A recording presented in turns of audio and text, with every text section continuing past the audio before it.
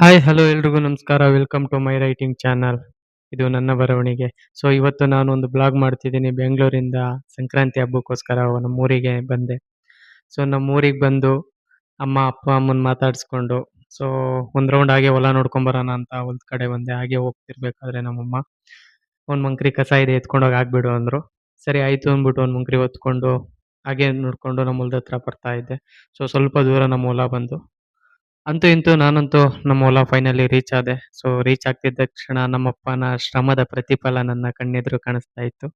ನೋಡಿ ಇದು ಕಣ ಅಲ್ಲಿ ಇದೆಯಲ್ಲ ಅದು ರಾಗಿ. ಸೊ ನಮ್ಮ ಹೊಲದಲ್ಲಿ ರಾಗಿ ಆಗಿರ್ತಕ್ಕಂಥದ್ದನ್ನ ಮೆದೆ ಹಾಕಿದ್ದೀವಿ.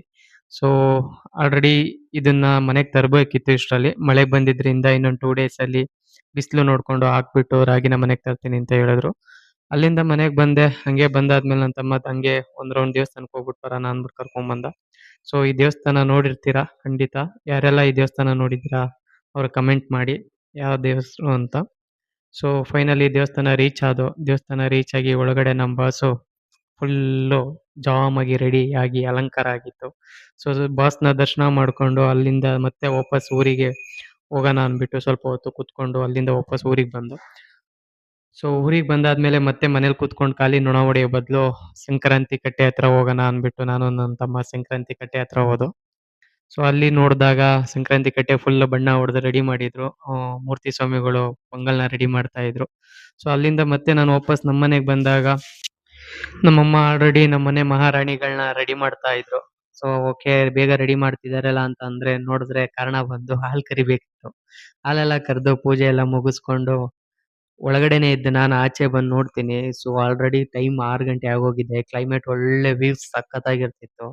ಸನ್ನು ಬಾಯ್ ಹೇಳಿ ಸಂಕ್ರಾಂತಿಗೆ ಹ್ಯಾಪಿ ಆಗಿರಿ ಅಂದ್ಬಿಟ್ಟು ಟಾಟಾ ಮಾಡ್ತಾ ಇರೋಂಥ ಟೈಮಲ್ಲಿ ನಮ್ಮೂರವ್ರು ಎಲ್ರೂ ಏನ್ ಮಾಡಿದ್ರು, ಎಲ್ಲ ಹಸುಗಳನ್ನ ರೆಡಿ ಮಾಡ್ಕೊಂಡು ಸಂಕ್ರಾಂತಿ ಕಟ್ಟೆ ಹತ್ರ ಕರ್ಕೊಂಬಂದ್ರು.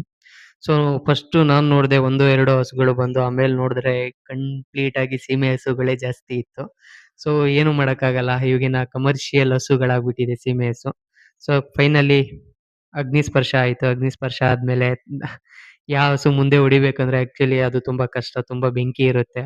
ಸೊ ಮನುಷ್ರು ಹೇಗೆ ಹೆದರ್ಕೋತೀವೋ ಹಾಗೆ ಪ್ರಾಣಿಗಳು ಹೆದರ್ಕೋತವೆ. ಸೊ ಅದು ಮುಗಿಸ್ಕೊಂಡು ನಾ ಮನೆಗೆ ಬಂದೆ. ಮನೆಗೆ ಬಂದ್ಮೇಲೆ ಅಮ್ಮ ಅವರೆಕಾಯಿ ಸಾಂಬಾರು, ಮುದ್ದೆ ರೆಡಿ ಮಾಡಿದ್ರು. ತಟ್ಟೆಗೆ ಒಂದು ಮುದ್ದೆ ಹಾಕೊಂಡು ಹೊಡೆದ್ಬಿಟ್ಟು ಇವತ್ತಿನ ಸಂಕ್ರಾಂತಿನ ಹ್ಯಾಪಿಯಾಗಿ ಎಂಡ್ ಮಾಡಿದೆ. Thank you. ಸೊ ನಿಮ್ಮ ಕಡೆ ಎಲ್ಲ ಸಂಕ್ರಾಂತಿ ಹೇಗಿತ್ತು ಅಂತ ಕಮೆಂಟ್ ಮಾಡಿ. ಈ ವಿಡಿಯೋ ಇಷ್ಟ ಆಗಿದ್ರೆ ಲೈಕ್ ಮಾಡಿ. ಹಾಗೆ ನನ್ನ ಚಾನಲ್‌ನ ಸಬ್ಸ್ಕ್ರೈಬ್ ಮಾಡಿ.